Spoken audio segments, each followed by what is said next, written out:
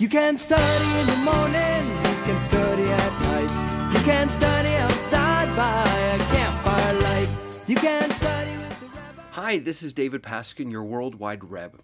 I received a question recently that I wanted to take a moment to respond to. The question is from a gentleman named Sam in Delray Beach.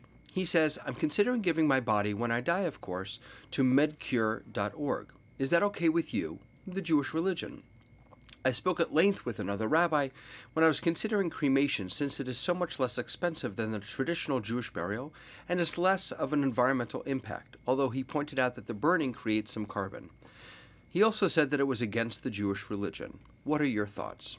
Sam, these are really good questions. In a sense, you've asked two separate questions. The first is, can we give our body to medicine when we die? And the second is cremation allowed within the Jewish religion? Let me address the second one first, about cremation. So generally speaking, cremation is against Jewish law. And here's how I understand why. When I was in college, I remember in my freshman year, one of the upperclassmen telling me to get a white tube of toothpaste for the end of the year, so that when I take all my posters down, if I'd put any nails in the wall, I could use that white toothpaste to fill in the nails and they wouldn't charge me to repaint the room. The reason I had to do this is because that room wasn't mine. I was just living in it for that year. And it's my responsibility to take care of it and return it to the owner in the same way that I received it from them. Judaism thinks of our bodies in the same way. They're not ours. They're lent to us. They're loaned to us for our lifetimes. And when we leave, we need to return our bodies to our Creator in the same way that we received them. That's why in Jewish tradition, we generally don't have tattoos, piercings, although ear piercings are okay. Piercings are frowned upon, and cremation is something that is generally not accepted within Jewish tradition. It's not our body to destroy. We have to return it to our Maker by burying it in the earth, from dust to dust, ashes to ashes. We have to return it to our Maker in the same fashion that we received it. The second question about giving our bodies to medicine is a little more complicated. I had a dear friend when I was in college, actually, who was killed in a bus bombing attack in Israel. And she was an Orthodox young woman, and her family wanted to donate some of her organs to medicine. She was killed in such a way that many of her vital organs were still viable and could still be used to save other people's lives. And there was a great rabbinic debate in her community about whether or not this was allowed.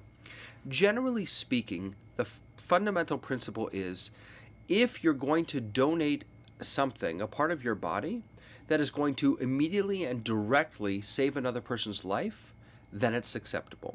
So, for example, if you wanted to donate your heart or a part of your liver and there was a recipient who could receive that, you knew that person was going to receive that, or that your family knew that person was going to receive it, and it would save their life, then that falls under the category of pikuach nefesh, of saving a life.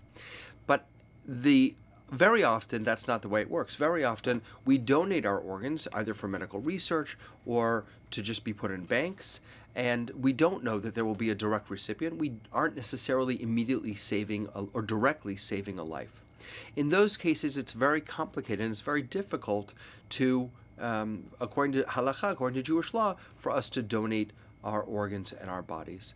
Those of us who are more liberal in our thinking certainly expand the idea of saving a life to include donating our organs for research, for medical research, or even just to banks so that people can benefit down the road. And so many people, like myself, choose to donate our organs even if we don't see that direct correlation between our donation and saving another person's life. With all of these questions, I would encourage you to check with your own rabbi or other rabbis. I don't want to give you an exact halachic decision here. I just want to share some information with you. Two wonderful questions that are both very complicated and really worth asking and struggling with. So thank you, Sam, for the question. If you'd like to ask a question, I'd be happy to share my answers with you on video. You can just go to www.worldwidereb.com and leave a question for Ask the Worldwide Reb. Thanks for watching. Now that I've had my say, let's not waste the whole day. Let's talk some Torah.